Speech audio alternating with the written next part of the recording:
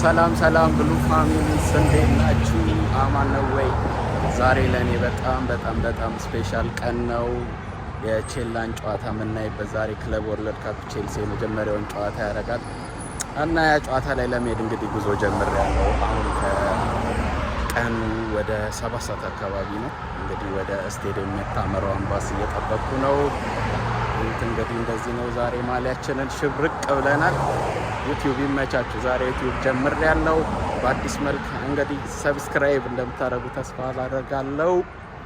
አብራችሁኝ ዛሬ ሁሉንም ነገር ነው አብረን የምናሳልፈው። ዩቲዩብ ይመቻችሁ። ዩቲዩብ እንዴት ደስ ይላል። አሁን እንግዲህ የሄድን ነው ወደ መርሴዲስ ቤንዝ ስቴዲየም። ውስጥ ደግሞ ያለውን ሁኔታ በደንብ አሳያችኋለሁ። አሁን ተጫዋቾች ዋርሚንግ አፕ ጀምረዋል። እንግዲህ በሰፊው አብረን የምናየው ይሆናል። ይኸው እንግዲህ እዚህ ጋር እንደምታዩት መርሴዲስ ቤንዝ ስቴዲየም አካባቢ ዙሪያውን እየሄድኩኝ ነበረ። ይኸው እንደምታዩት በጣም ትልቅ ስቴዲየም ነው።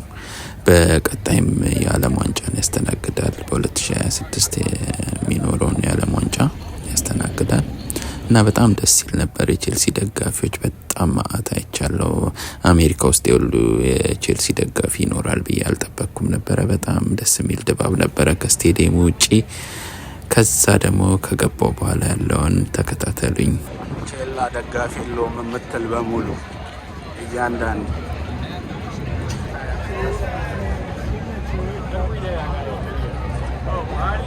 እዚህ ጋር በቃ የቼልሲ ብሉ ዊዝ ዘ ከለር ተከፍቶ ነበር። ወደ ስቴዲየሙ እየገባው አልቻልኩም። በቃ ብሬ እየዘመርኩ ነበረ መዝሙራችንን። በጣም ነበር ደስ የሚለው።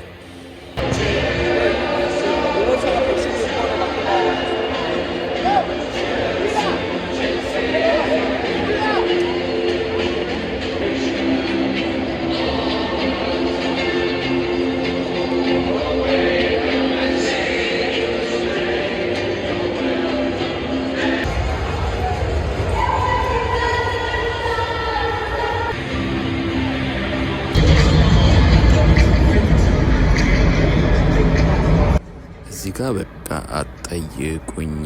በጣም በቃ ልቤ እየመተውላ ነበረ። ለ20 ዓመት የደገፋችሁትን ቡድን እንግዲህ በአይን መመልከት ማለት ለእኔ በጣም ትልቅ ነገር ነው። ኳስ ለማትወዱ ሰዎች ምንም ላይ መስላችሁ ይችላል። ለእኔ ግን እዚህ ጋር ተጫዋቾቻችን ዋርሚንግ አፕ እያደረጉ ማየት በቃ በጣም ደስ ይል ነበር።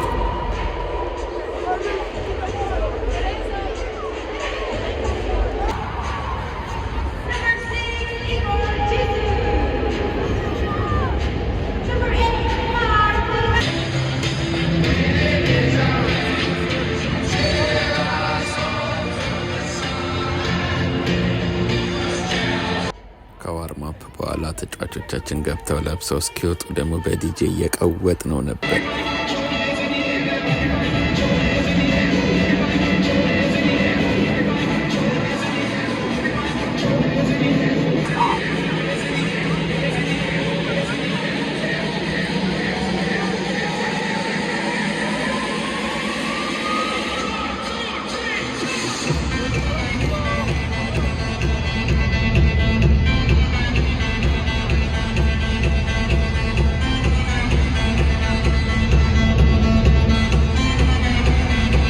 ከዛ ደግሞ ከእንግሊዝ ፕሪሚየር ሊግ በተለየ መልኩ ዛሬ ደግሞ ተጫዋቾች እያንዳንዳቸው ለየብቻ እየወጡ ነበር የተዋወቁ እና እያንዳንዳቸው ተጫዋቾች ሲወጡ ሪከርድ ለማድረግ ሞክሬያለሁ። እስቲ እዩት።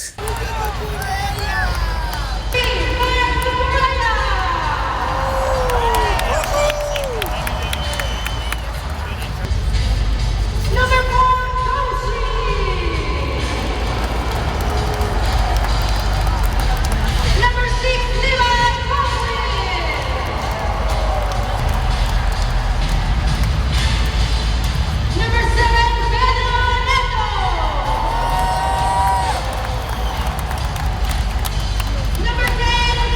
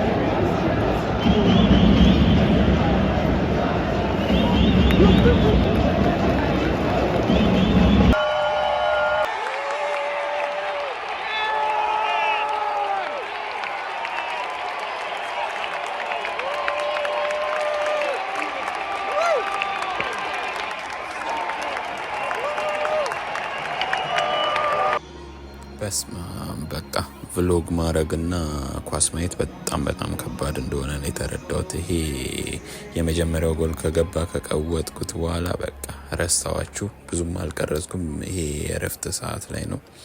ትንሽ ከነበርኩበት ወደ ታች ዘቅ ብዬ በደንብ ስቴዲየሙን እታች የሚቀመጡ ሰዎች፣ ጎሎ ጀርባ የሚቀመጡ ሰዎች ምን አይነት ቪው አላቸው የሚለውን ላሳያችሁ ብዬ ወደ ታች ወርጄ ነበረ።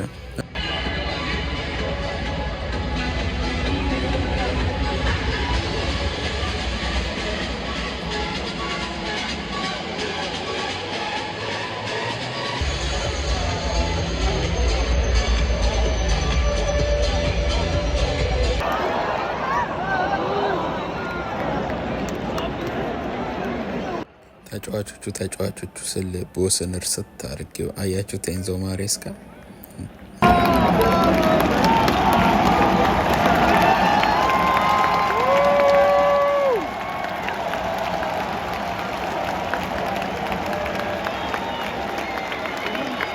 በቀጣይ ደግሞ እንዴት የሁለተኛዋን የኤንዞ ፈርናንዴዝ ጎል በካሜራ እንዳያስኳት አሳያችኋለሁ። ጎል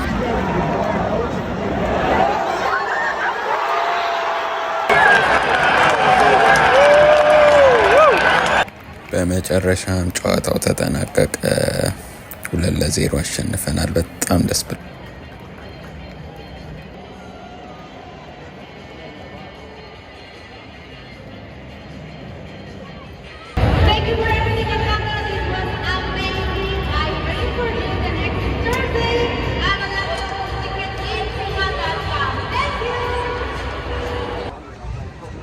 በስማ ጋይስ በቃ ድምጽ የተዘጋ